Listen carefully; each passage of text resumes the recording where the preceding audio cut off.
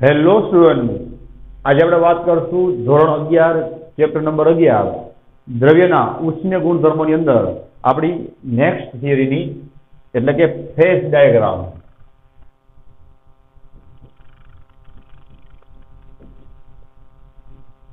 Phase diagram અથવા તો તમે એને કહી શકો છો અવસ્થા ડાયાગ્રામ.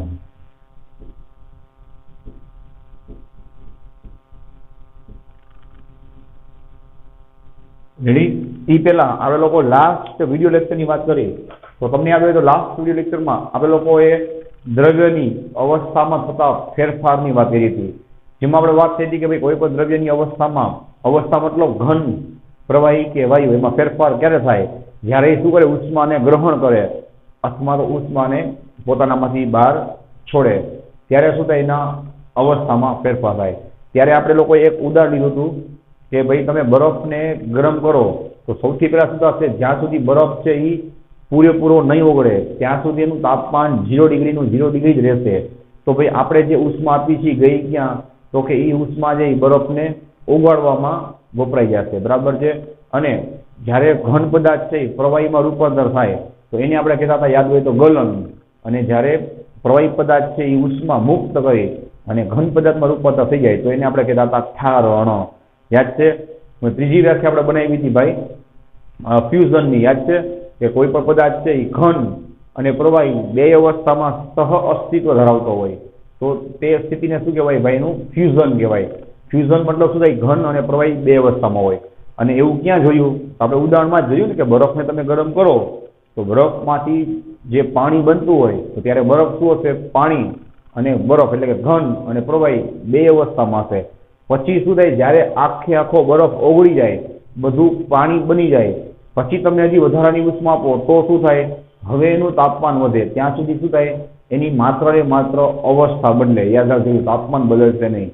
તો એના ઉપરથી આપણે શીખાતા કે કોઈ પણ પદાર્થને ઉષ્મા આપો તો બે માંથી ગમે એક કામ થાય. કાં એ ઉષ્માનો ઉપયોગ અવસ્થા બદલવામાં કરે અને કાં તો તાપમાન બદલવામાં કરે. યાદ છે? તો ચલો ફરી એકવાર રિપીટ કરું છું. ઘન અને પ્રવાહી બે અવસ્થા ધરાવતો હોય તો એને ફ્યુઝન કહેવાય.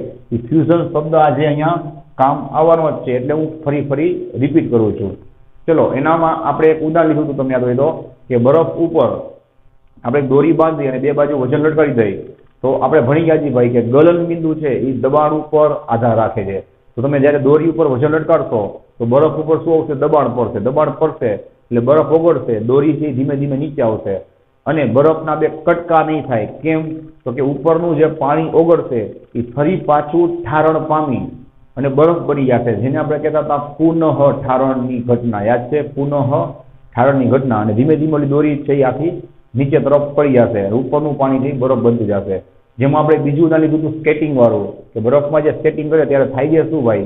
કે સ્કેટિંગના લીધે વજન એટલે કે દબાણ વધતું જાય. દબાણ વધે એટલે એ બરફ છે એ શું થાય? ત્યાં પાણી બની જાય. અને પાણી બને એટલે શું? એકદમ લસકીને શું થાય ભાઈ? લીસો પટ બની જાય અને સ્કેટર છે એ પોતાની સ્કેટિંગ ચલાવી શકે. અને પાછળ જે પાણી ઓગળી ગયું હતું એ પાછું શું થઈ જાય ભાઈ? બરફ થઈ જાય અને એને કહેવાય પુનઃ ઠારણ. પછી આપણે આગળ વાત કરી હતી કે હવે એ પાણીને તમે ગરમ કરો તો 0 ડિગ્રીથી લઈ અને 100 ડિગ્રી સુધી શું થશે ભાઈ? એની અવસ્થાની બદલે એનું તાપમાન બદલશે. યાદ છે? પછી 100 ડિગ્રીએ બધું પાણી પહોંચી જાય પછી તમે એને હજી ગરમ કરો તો હવે શું થાય ભાઈ? એ વધારાની ઉષ્મા છે એ પોતાની અવસ્થા બદલવામાં વાપરશે. પછીનું તાપમાન 100 ડિગ્રીમાંથી 101, 102 નહીં થાય. ક્યાં સુધી? જ્યાં સુધી બધું પાણી વરાળમાં રૂપાંતર ન થઈ જાય. યાદ છે ભાઈ? તો જે પ્રવાહી છે વરાળમાં રૂપાંતર થાય છે એ ઘટનાને અથવા તો પ્રવાહી અને વરાળ બે સહ અસ્તિત્વ ધરાવે એને આપણે કહેતા હતા, યાદ છે? બાષ્પીકરણની ઘટના. અને ત્યારે જે તમને બિંદુ મળે એને આપણે કહેતા હતા ઉત્કલન બિંદુ. એમાં પણ આપણે એક એક્સ્ટ્રા ઉદાહરણ જોયું હતું કે ભાઈ તમે એક બીકર કે ચંબુની અંદર પ્રવાહી છે ને તમે ગરમ કરો ને ઉપરથી જો તમે નળીને પેક કરી નાખો તો શું થાય? એની અંદર દબાણ વધી જાય. દબાણ વધે ને એટલે એનું ઉત્કલન બિંદુ શું થઈ જાય ભાઈ? થોડુંક ઊંચું આવી જાય. તમારે હજી એને વધારે ઉષ્મા આપવી પડે એને શું કરવા માટે? ઉકાળવા માટે. અને આપણે વાત થઈ હતી કે ભાઈ ઊંચા પ્રદેશો હોય, ઊંચા પ્રદેશો ઉપર જ્યારે એ લોકો રસોઈ કરતા હોય ત્યારે થાય શું ભાઈ? કે ત્યાં દબાણ ઓછું હોય. દબાણ ઓછું હોય એટલે ઓટોમેટિક શું થાય ભાઈ? એની જો ઉત્કલન બિંદુ છે એ નીચે આવી જાય. ઉત્કલન બિંદુ નીચે આવે એટલે થાય શું? કે જે પ્રવાહી છે એ 100 ડિગ્રીએ, સાંભળજો, 100 ડિગ્રીએ ઉકળવું જોઈએ એની જગ્યાએ વહેલું ઉકળવા માંડે. વહેલું ઉકળવા માંડે અને થાય શું, એની અંદર નાખેલી સબ્જી કે ખોરાક છે એને જેટલી ઉષ્મા જોતી હોય એટલી પૂરતી મળી શકે નહીં. કેમ? તો કે પાણી જે છે ફટાફટ વરાળમાં રૂપાંતર થવા માંડે, તો તમે ખોરાકને વ્યવસ્થિત રાંધી શકો નહીં. યાદ છે? તો આ બધી વાત છે આપણે કહી હતી. ચલો, તો અત્યારે મેં જે તમને રિવિઝન કર્યું એ બધું વર્ડ ટુ વર્ડ તમને અહીંયા કામ આવશે. બીજી વાત, આ થિયરી તમારી ટેક્સ્ટ બુકમાં મેં જે હમણાં રિવિઝન કરાવી એની નીચે એની થિયરીમાં આપી છે, બટ બ્લુ પેજમાં આપી છે. બ્લુ પેજનો મતલબ કે તમારા સિલેબસમાં નથી, પણ એ ખોટું છે ભાઈ. અત્યારે જે આપણે કરી છીએ એમાંથી 90% કન્સેપ્ટ તો મેં તમને રિવિઝન કરાવી જ નાખ્યો, અને બાકીનો કન્સેપ્ટ છે એનો પણ ઉપયોગ આ લોકોએ આગળ જતા અમુક થિયરીમાં કરેલો જ છે. તો તમારે ફરજિયાતપણે એ વસ્તુને શીખવી જ પડે, અને ઓલરેડી આ વસ્તુ ઉલટાની મોસ્ટ ટાઈમની વસ્તુ છે, સમજાય? તો આની અંદર ટોટલ 4 નામ આવશે, એમાંથી 2 નામ તો મેં તમને હમણાં રિવિઝન કરાવ્યા. કયા કયા? એક બાષ્પીકરણ અને બીજું ફ્યુઝન. 2 નામ નવા આવશે, સબ્લિમેશન, જે આજે થિયરી કરાવું છે એની ઉપર જ પેરેગ્રાફમાં આપ્યું જ છે ભાઈ, સબ્લિમેશન અને ટ્રિપલ પોઈન્ટ. તો આ બધાએ નામના સબ્લિમેશન, ટ્રિપલ પોઈન્ટ, આ બધાના નામ આ લોકોએ ઘણી બધી વાર રિપીટ કરેલા જ છે. તો તમારે આ થિયરી છે ભાઈ એને ભણવી પડે. તો તમારે આ થિયરી ગોતવી હોય તો એ જે બ્લુ પેજ છે એમાં તમને મળી જશે. રેડી છે? તો ચલો ભાઈ આપણે સ્ટાર્ટ કરી ફેઝ ડાયાગ્રામ. નામ એવું કામ છે, ફેઝ ડાયાગ્રામ શું બતાવશે ભાઈ કે કયો પદાર્થ છે એ કઈ અવસ્થામાં અત્યારે રહેલો છે. બરાબર છે? તો ચલો આપણે ત્યાંથી શું કરી સ્ટાર્ટિંગ કરી કે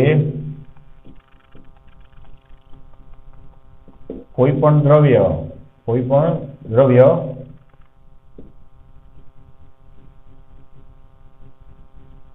કઈ અવસ્થામાં રહે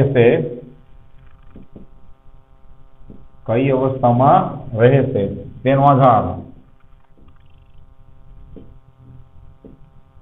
આધાર તમને પણ ખ્યાલ છે. હમણાં આપણે રિવિઝન કર્યું કે તાપમાન અને દબાણ જેવા પરિબળો પર રહેલો છે. બરાબર છે ભાઈ?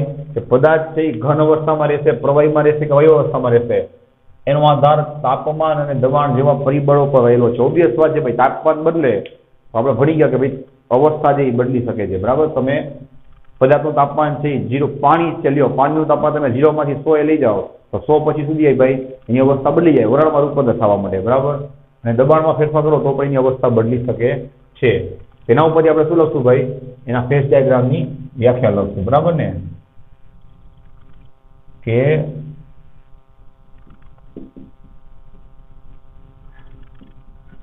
આપેલ દબાણ તાપમાનના જુદા જુદા મૂલ્યો માટે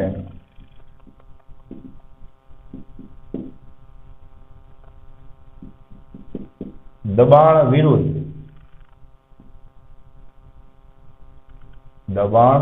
વિરુદ્ધ તાપમાનના આલેખને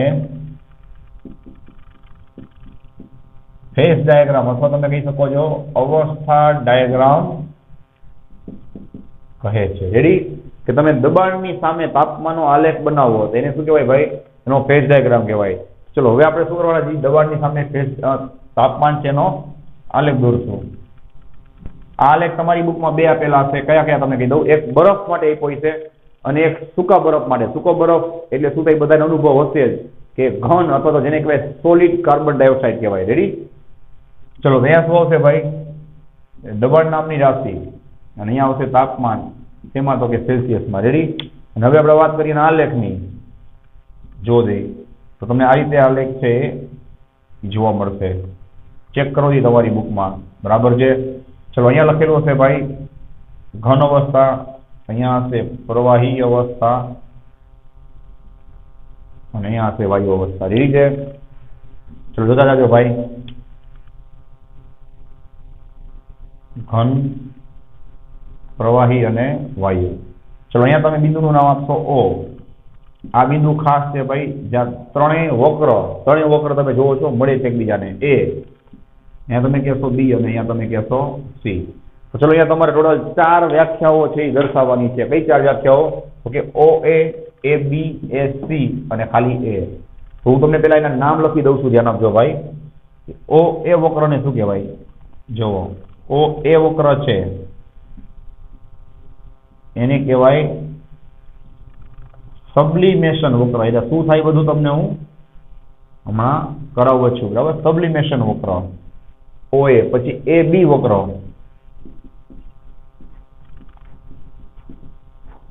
એ બી વક્ર. ચલો, એ બી વક્ર છે એ કોની વચ્ચે છે? જુઓ, એ થી બી વક્ર ઘન અને પ્રવાહી.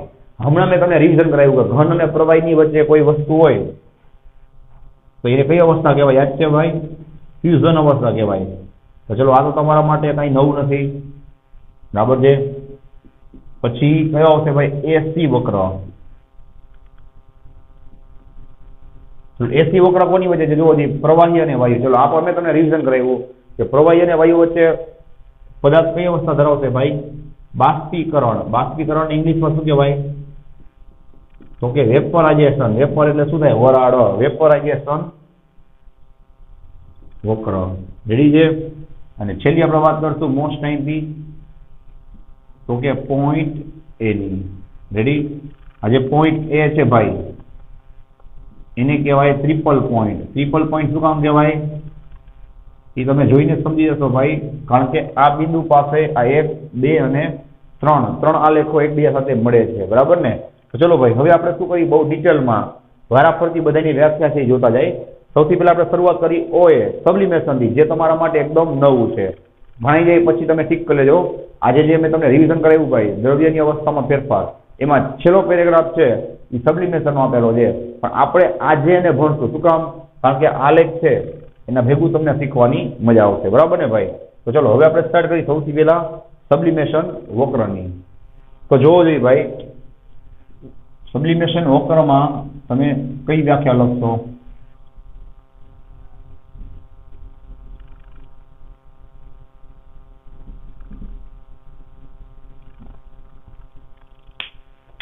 રેડી? આપણે આની વાત કરશું. ચલો, સબ્લિમેશન વક્ર જેને આપણે કહીશું ઓ એ. ઓ એ પરના જેટલા બિંદુઓ છે ભાઈ, ત્યાં તમે તાપમાન અને દબાણના મૂલ્યો જોશો ભાઈ, તો એ દરમિયાન તમને પદાર્થ છે ઘન અને પ્રવાહી બે અવસ્થાઓમાં જોવા મળશે. જો ભાઈ, અહીંયા ખાલી પદાર્થ ઘન અવસ્થામાં જ હોય, અહીંયા ખાલી વાયુ અવસ્થામાં હોય. હું તમને આ વક્રની વાત કરું છું. આ વક્ર પરના જેટલા બિંદુ છે એ દરમિયાન જે એનું શું હોય? જો જેનું દબાણ હોય દેખાય, જે એનું તાપમાન હોય, ચેક કરી લ્યો. તો આ દબાણ અને આ તાપમાન ઉપર જ એની ખાલી અહીંયા તમને કઈ અવસ્થા જોવા મળે? સબ્લિમેશન, જેમાં એ ઘનમાં પણ હોય અને વાયુ અવસ્થામાં પણ હોય, એની વાત થાય છે, બરાબર? તો ચલો, સબ્લિમેશન વક્ર છે એની આપણે વ્યાખ્યાની વાત કરી કે આ વક્ર પરના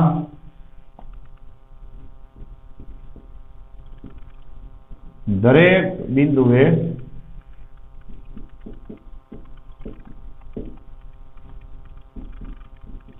તાપમાન દબાણના મૂલ્યો માટે પદાર્થ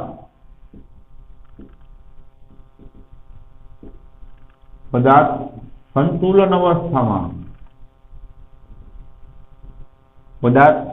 અવસ્થામાં સહ અસ્તિત્વ ધરાવે.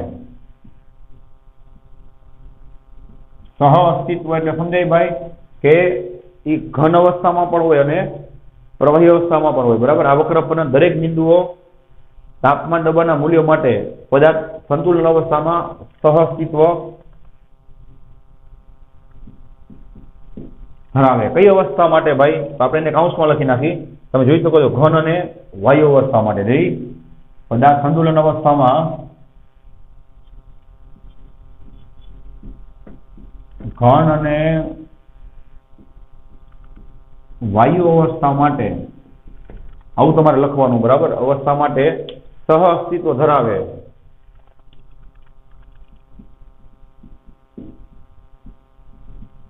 તો તે વક્રને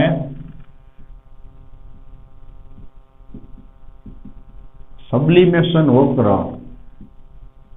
જેનું નામ આપણે આપ્યું છે ઓ એ કહે છે. રેડી છે ભાઈ? હું તમને પેલા સમજાવી દઉં શું છે. તમે જોજો ભાઈ, ડ્રાય આઈસ એટલે કે સૂકો બરફ અથવા આયોડીન છે, આયોડીન तो जोजो घणा लोकोए हवे नवी आइसक्रीम चालू थई छे बराबर, फ्रोઝન आइसक्रीम, तो તમે જેવી મોઢામાં નાખો ડાયરેક્ટ શું થાય એમાંથી ગેસ નીકળવા માંડે, તો એમાં શું થતું હોય ભાઈ કે ઘન અવસ્થાનું ડાયરેક્ટ વાયુ અવસ્થામાં રૂપાંતર થતું હોય પ્રવાહી અવસ્થામાં ગયા વગર, ખ્યાલ આવે છે ભાઈ? તો એને શું કહેવાય? સબ્લિમેશન કહેવાય. તો એના તમને ઉદાહરણ મળી ગયા કે ઘનમાંથી ડાયરેક્ટ શું થાય? વરાળમાં રૂપાંતર થાય. કોણ? તો કે ડ્રાય આઈસ એટલે કે સૂકો બરફ અને આયોડીન. રેડી છે? તો ચલો હવે આપણે વ્યાખ્યા લખશું ખાલી સબ્લિમેશનની અને સબલાઇમની, જે તમારી બુકમાં પણ આપેલી જ છે, તમે ટીક કરી લેજો. રેડી છે? જો જોઈ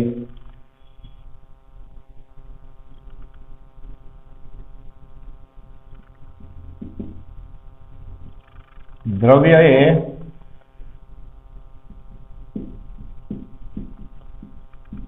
આપેલ તાપમાને, દ્રવ્ય એ આપેલ તાપમાને અને દબાણે ઘનમાંથી વાયુ અવસ્થામાં પ્રવાહી અવસ્થા ધારણ કર્યા સિવાય, બરાબર ને? પ્રવાહી અવસ્થા ધારણ કર્યા સિવાય રૂપાંતર પામે તો તેને અથવા તો તે ઘટનાને, તે પ્રક્રિયાને શું કહેવાય? તો કે સબ્લિમેશન કહે છે. અને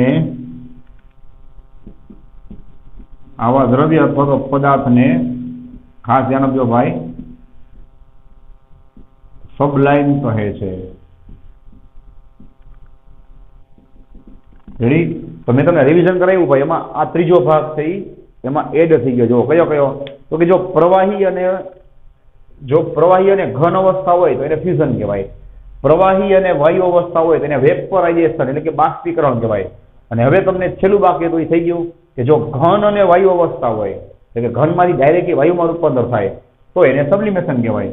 એટલે આપણે આ એક જ વર્ડ ઉપર ધ્યાન રાખવાનું છે કે ભાઈ ઘનમાંથી ડાયરેક્ટ સુધી અહીં વાયુમાં ફેરવાઈ જાય એને સબ્લિમેશન કહેવાય. અને એવા પદાર્થને શું કહેવાય? સબલાઇમ પદાર્થ કહેવાય. તો એના ઉદાહરણ છે એ પણ બુકમાં આપેલા જ છે, બરાબર ને ભાઈ? જેને તમે કહી શકો છો સૂકો બરફ એટલે કે ઘન કાર્બન ડાયોક્સાઇડ, પછી આયોડીન છે. આ બધાની અંદર શું થાય ભાઈ? ઘન અવસ્થામાંથી ડાયરેક્ટ વરાળ અથવા તો વાયુ અવસ્થામાં રૂપાંતર થાય. રેડી? તો આ થઈ ગયા એના ઉદાહરણ, અને આ થઈ ગયું સબલાઇમ અને સબ્લિમેશન કોને કહેવાય, બરાબર છે? ચલો હવે આપણે વાત કરશું બીજા વક્રની, એટલે કે ફ્યુઝન વક્ર. ફ્યુઝન વક્રમાં એટલે શું થશે? એબી વક્ર, જેના વિશેની માહિતી તમારી પાસે ઓલરેડી છે જ, બરાબર? કયો છે ફ્યુઝનમાં ભાઈ? એબી વક્ર એટલે કે ઘન અને પ્રવાહી.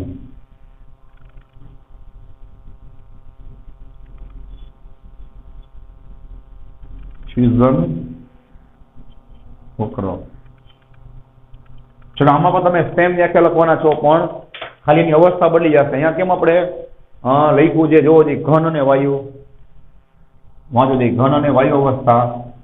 એવી રીતના હવે આપણે શું લખશું તમે સમજી ગઈ તો એબી વક્ર માટે ઘન અને પ્રવાહી અવસ્થા. રેડી? એટલે કે તમે બરફને ગરમ કરો અને જે પ્રવાહીમાં એનું રૂપાંતર થતું હોય એ દરમિયાન જેની અવસ્થામાં એ સહ અસ્તિત્વ ધરાવે એને શું કહેવાય?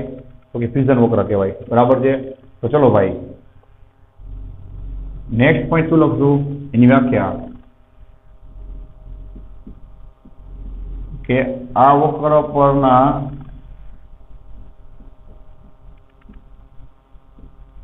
દરેક બિંદુએ તાપમાન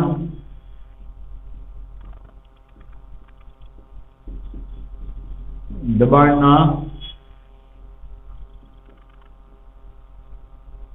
મૂલ્યો માટે પદાર્થ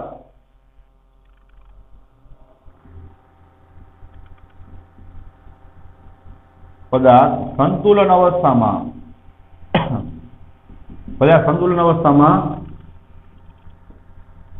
ઘન અને કઈ અવસ્થા આવશે? બોલો ભાઈ? પ્રવાહી. ઘન અને પ્રવાહી અવસ્થા વચ્ચે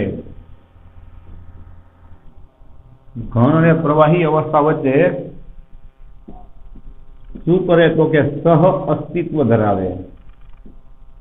સહઅસ્તિત્વ એટલે સમજાય ભાઈ ઘન અને પ્રવાહી બે અવસ્થામાં હોય. બરફને ગરમ કરો એટલે શું થાય? ફ્યુઝન કહેવાય. ફ્યુઝન મતલબ ઘન અને પ્રવાહીનું મિશ્રણ થવું. બરાબર? સહઅસ્તિત્વ ધરાવે તો તેવા વક્રને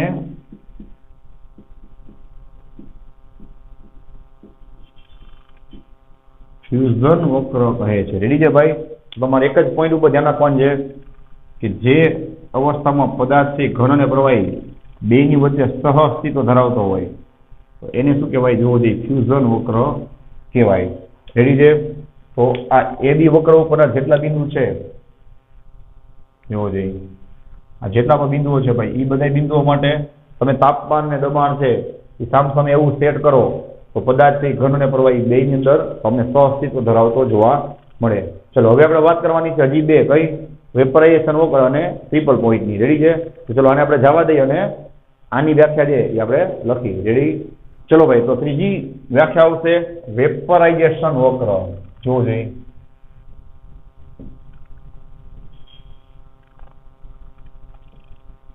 વેપરાઇઝેશન વક્ર એમાં તમે શું લખશો? જોવો જોઈએ, પ્રવાહી અને વાયુ એટલે કે એસી. ચલો આમાં પણ સેમ વ્યાખ્યા રહેશે. હજી તમને યાદ ન રહ્યું હોય તો તમે આ વાંચીને યાદ રાખી શકો છો. બરાબર? થર્ડ ટાઈમ પાછું એ જ લખવાનું છે કે વક્ર પરના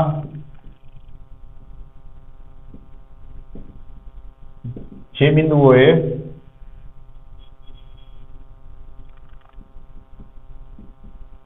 પદાર્થ એ પ્રવાહી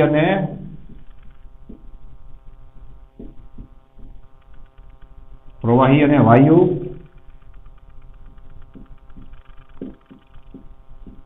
અવસ્થા વચ્ચે સંતુલન સ્થિતિમાં સહઅસ્તિત્વ ધરાવે તો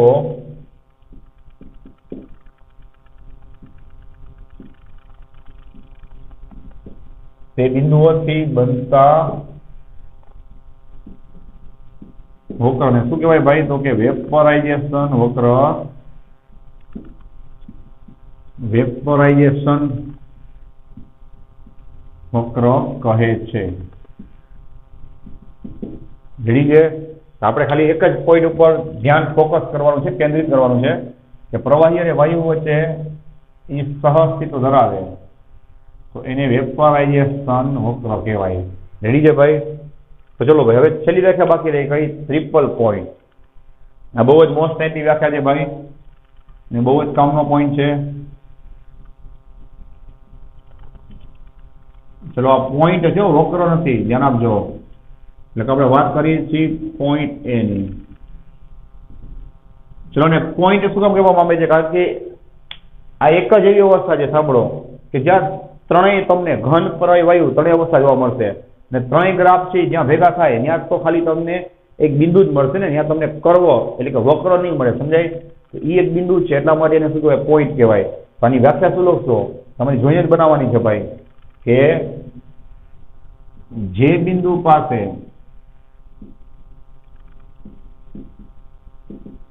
પાસે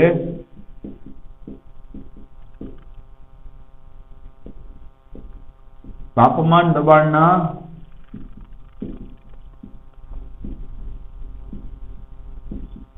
આપેલ મૂલ્યો માટે પદાર્થ એ ઘન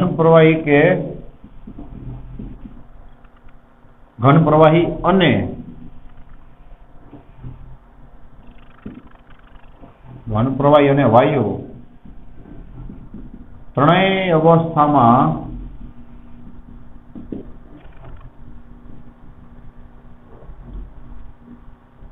સહઅસ્તિત્વ ધરાવે. બરાબર? ત્રણેય અવસ્થામાં સહઅસ્તિત્વ ધરાવે એટલે કે તમે આ જ વસ્તુને બીજી કઈ રીતે બોલી શકો? બોલો જોઈ. એટલે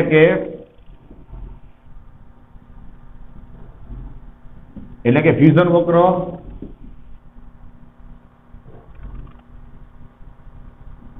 વેપરાઇઝેશન વક્ર અને સબ્લિમેશન વક્ર જે બિંદુ પાસે ભેગા મળે, મેં તમને અહીંયા બે વ્યાખ્યા કરી દીધી, બરાબર, બે વ્યાખ્યા, કે આ ત્રણેય વક્ર જ્યાં ભેગા થાય એ બિંદુને, અથવા તો એવું બિંદુ કે જ્યાં પદાર્થ ઘન, પ્રવાહી, વાયુ ત્રણેય અવસ્થામાં એકી સાથે સહઅસ્તિત્વ ધરાવે, ધ્યાન રાખજો, ત્રણેય અવસ્થામાં એક સાથે સહઅસ્તિત્વ ધરાવે, તો તે બિંદુને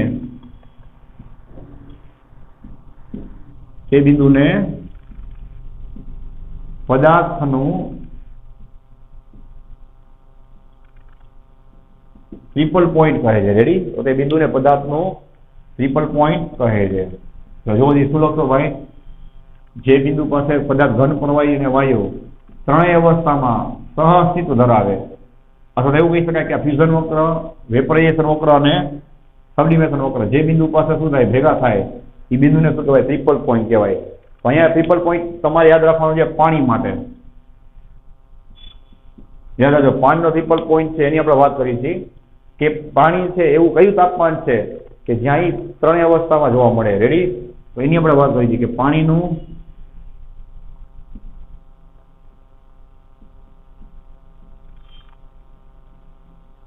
ટ્રિપલ પોઈન્ટનું તાપમાન 273.16 કેલ્વિન. સાંભળજો, 273.16 કેલ્વિન એટલે સેલ્સિયસમાં જવું હોય તો શું કરવાનું? આમાંથી 273.15 ને બાદ કરી નાખવાના.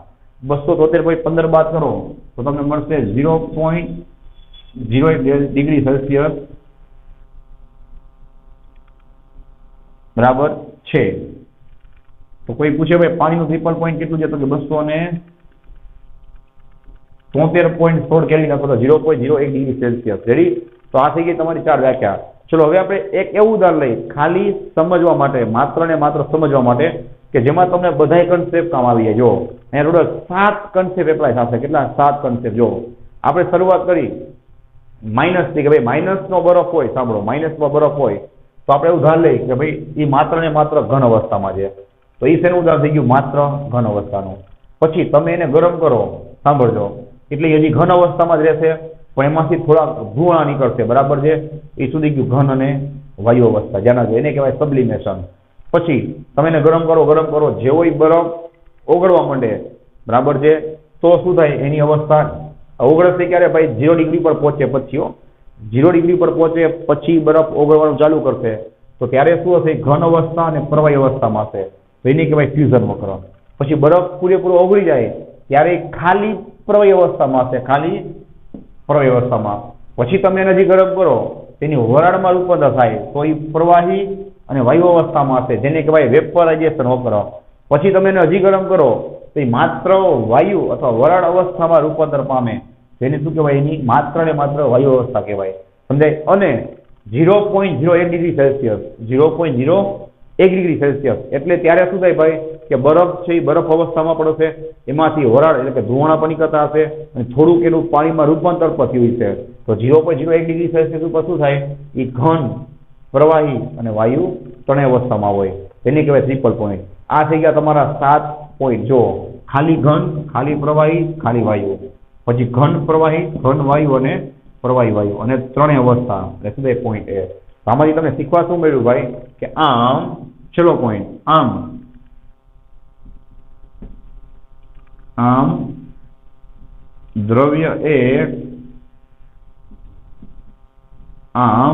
દ્રવ્ય એ તાપમાન, દબાણના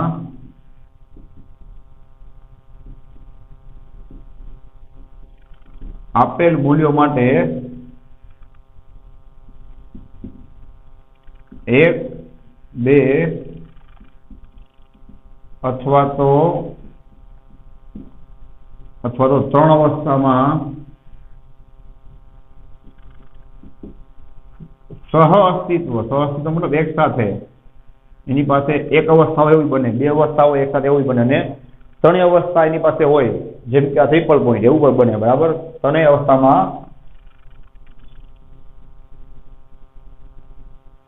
અસ્તિત્વ ધરાવી શકે, જે આપણે અહીંયા શીખા, બરાબર ને ભાઈ? એ માત્ર ને માત્ર એક અવસ્થામાં હોય એવું બને, 2 અવસ્થામાં હોય એવું પણ બને, 3 અવસ્થામાં હોય અને પાછું સહઅસ્તિત્વ ધરાવતો હોય એવું પણ બની શકે. રેડી છે? તો ચલો ભાઈ, નેક્સ્ટ વિડીયો લેક્ચરમાં આપણે લોકો અહીંયાથી કન્ટિન્યુ કરી અને ગ્રુપ ઉષ્માની જે થિયરી છે, ગ્રુપ ઉષ્મા, એ થિયરીને આપણે પૂરી કરશું, જેમાં તમને આ બધો કન્સેપ્ટ પાછો કામ આવવાનો જ છે. બરાબર છે? આમાં કઈ ડાઉટ હોય તો ખાસ ઇન્ફોર્મ કરજો. So thanks for watching this video. Take care of yourself and see you soon in the next lecture.